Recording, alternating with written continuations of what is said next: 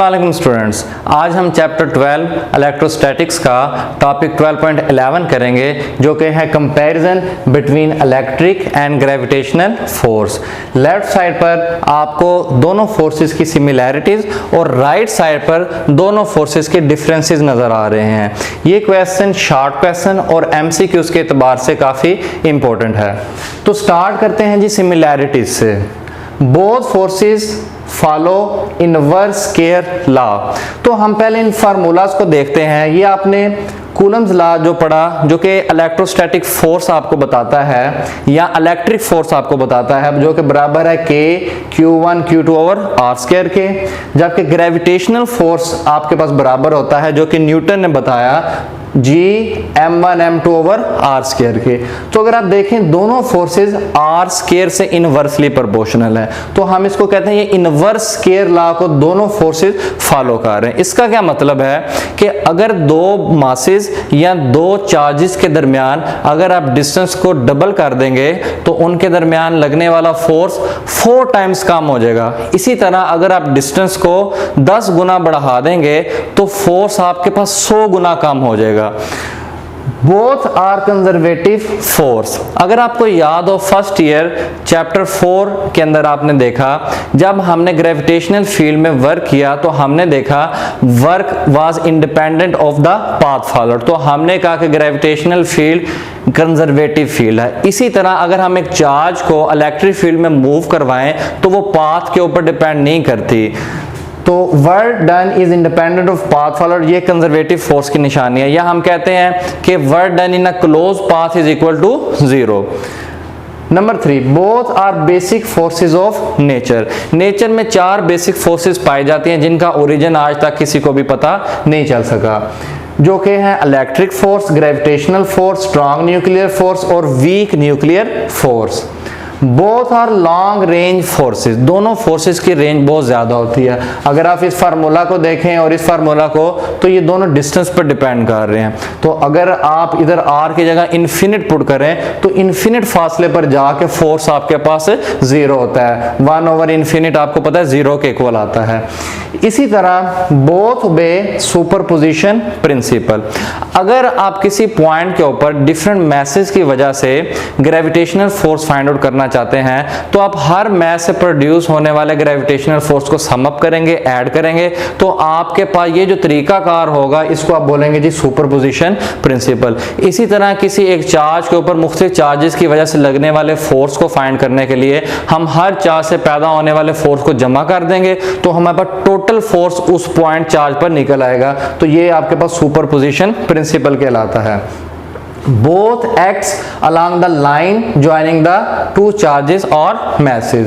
अगर आप देखें ये दो मैसेज या दो चार्जेस जिस लाइन में पड़े होते हैं, फोर्स हमेशा उसी लाइन में उसके पैरेलल लग रहा होता है। ये नहीं कि चार्जेस इस लाइन में पड़े हैं तो फोर्स इसको इधर को लग जाएगा। तो दोनों केसेस में, मैसेज के केस में भी और चार्जेस के केस में भी, फोर्स हमेशा उसी लाइन में लगता है जिस लाइन में आपने चार्जेस या मैसेज को रखा होता है। Both follow Newton third law of motion. Newton का थर्ड लॉ आपने पढ़ा कि दो मैसेज जब एक दूसरे के साथ टकराते हैं या दो बॉडीज एक दूसरे पर फोर्स लगाती हैं तो वो equal but opposite in direction होता है। मैग्नीट्यूड सेम होता है लेकिन डायरेक्शन क्या होती है, ऑपोजिट। इसी तरह आपने कूलम लॉ में भी देखा कि हमारे पास दो चार्जेस में लगने वाला जो फोर्स था वो म्यूचुअल फोर्स था। दोनों चार्जेस एक दूसरे पर एक जितना ही फोर्स लगाते थे। Both forces depends upon the product of magnitude of charges और मैसेज। तो अगर आप इस फार्मूला को देखें दोबारा से तो हमें नजर आ रहा है कि जो इलेक्ट्रिक फोर्स है वो चार्जेस की प्रोडक्ट पर डिपेंड कर रहा है और ग्रेविटेशनल फोर्स मैसेज की प्रोडक्ट पर डिपेंड कर रहा है। मतलब दोनों प्रोडक्ट पर डिपेंड कर रहे हैं। इलेक्ट्रिक फोर्स सिंगल चार्ज पर नहीं और ना ही ग्रेविटेशनल फोर्स सिंगल मैस पर डिपेंड कर रहा है। अब हम यहाँ पर कुछ डिफरेंसेस को डिस्कस करते हैं। नंबर 1, इलेक्ट्रिक फोर्स के बारे में, इट मे बी अट्रैक्टिव और रिपल्सिव। हमने पढ़ा कि जो हमारे पास सिमिलर चार्जेस होते हैं वो एक दूसरे को अपोज करते हैं जबकि ऑपोजिट चार्ज एक दूसरे को अट्रैक्ट करते हैं। लेकिन अगर हम ग्रेविटेशनल फोर्स की बात करें वो हमेशा दो मैसेज के दरमियान हमेशा अट्रैक्टिव ही होता है। Number 2, electric force can be shielded. अगर आपको याद हो गाज़ी लॉ की फर्स्ट एप्लीकेशन में आपने देखा बिल्कुल लास्ट में रिजल्ट था कि हम इलेक्ट्रिक फोर्स को रोक सकते हैं, उसको शील्ड कर सकते हैं अगर हम कोई मेटालिक कंटेनर लें और उसमें किसी सर्किट को रख दें तो एक्सटर्नल इलेक्ट्रिक फील्ड उसके अंदर इंटर नहीं हो सकती। जबकि ग्रेविटेशनल फील्ड को या फोर्स को आप शील्ड नहीं कर सकते, बेशक आप माउंट एवरेस्ट पर चले जाएं या समंदर में चले जाएं, it can not be shielded. Electric force is a strong force while gravitational force is a weak force। इसको समझने के लिए यहाँ पर एक मैंने एग्जांपल लिया हाइड्रोजन एटम की। हाइड्रोजन एटम के अंदर ये एक इलेक्ट्रॉन है और ये proton. Proton positively charge, electron negatively charge, दोनों का मैसेज भी और दोनों पे चार्जेस भी हैं, तो दोनों एक दूसरे पर ग्रेविटेशनल फोर्स भी लगाएंगे और इलेक्ट्रिक फोर्स भी लगाएंगे। तो मैं अगर यहाँ पर कूलम फोर्स वाला फार्मूला और न्यूटन का ग्रेविटेशनल फोर्स वाला फार्मूला दोनों में वैल्यूज पुट करूं और डिस्टेंस इन दोनों के दरमियान जो एवरेज डिस्टेंस होता है that is 5.3 multiply by 10⁻⁻11 metre, तो ये चीजें मैं पुट करता हूं तो मेरे पास इलेक्ट्रिक फोर्स और ग्रेविटेशनल फोर्स में बहुत ज्यादा डिफरेंस आ रहा होता है। तो अगर मैं इन दोनों को डिवाइड करूं तो मुझे पता चलता है कि मेरे पास जो इलेक्ट्रिक फोर्स है वो 10⁻39 टाइम्स ज्यादा है ग्रेविटेशनल फोर्स से। तो ये बहुत बड़ा डिफरेंस है। Electric force is much greater than the gravitational force. अब हमारे पास ये फोर्स की ज्यादा होने की वजह क्या है? हमारे पास जो इलेक्ट्रिक फोर्स है वो इस के कांस्टेंट पर डिपेंड कर रहा है, जबकि ग्रेविटेशनल फोर्स इस जी कांस्टेंट पर डिपेंड कर रहा है। तो हमें पता चल रहा है कि के की जो वैल्यू है वो बहुत बड़ी होती है और जी की वैल्यू बहुत स्मॉल है। देखें के की वैल्यू 10⁻+9 है, जबकि जी की आप देखें यहाँ पर वैल्यू 10⁻⁻11 है। तो इस वजह से भी आप कह सकते हैं कि इलेक्ट्रिक फोर्स बहुत ज्यादा ग्रेविटेशनल फोर्स की निस्बत।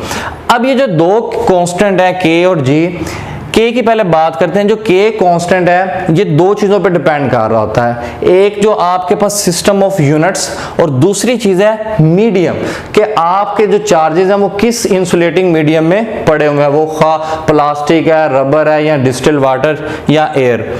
जबकि जो जी है वो सिर्फ और सिर्फ सिस्टम ऑफ यूनिट्स पर डिपेंड करता है। Next, electric force act upon charges, gravitational force act upon message. तो ये बात तो क्लियर है कि चार्जेस होंगे तभी इलेक्ट्रोस्टैटिक फोर्स ऑफ अट्रैक्शन या रिपल्शन लगेगा। इसी तरह अगर दो मैसेज होंगे तभी आपके पास ग्रेविटेशनल फोर्स एक्ट करेगा। It is defined by Maxwell equation. आगे जाके हम देखेंगे कि हमारे पास जो इलेक्ट्रिक फोर्स होता है उसको मैक्सवेल की इक्वेशन की मदद से एक्सप्लेन किया जा सकता है। जबकि जो हमारे पास ग्रेविटेशनल फोर्स है, चैप्टर 5 के बिल्कुल लास्ट में फर्स्ट ईयर में आपने पढ़ा कि हमारे पास जो ग्रेविटेशनल फोर्स होता है वो उसकी जो फील्ड होती है वो स्पेस टाइम कर्वेचर पर डिपेंड कर रही होती है। तो ये बच्चों आज का टॉपिक था। उम्मीद है आपको तमाम पॉइंट्स समझ लगे होंगे। फिर भी अगर कोई प्रॉब्लम है, कोई चीज़ आपको क्लियर नहीं है तो नीचे आप कमेंट्स में पूछ सकते हैं। अल्लाह हाफिज़।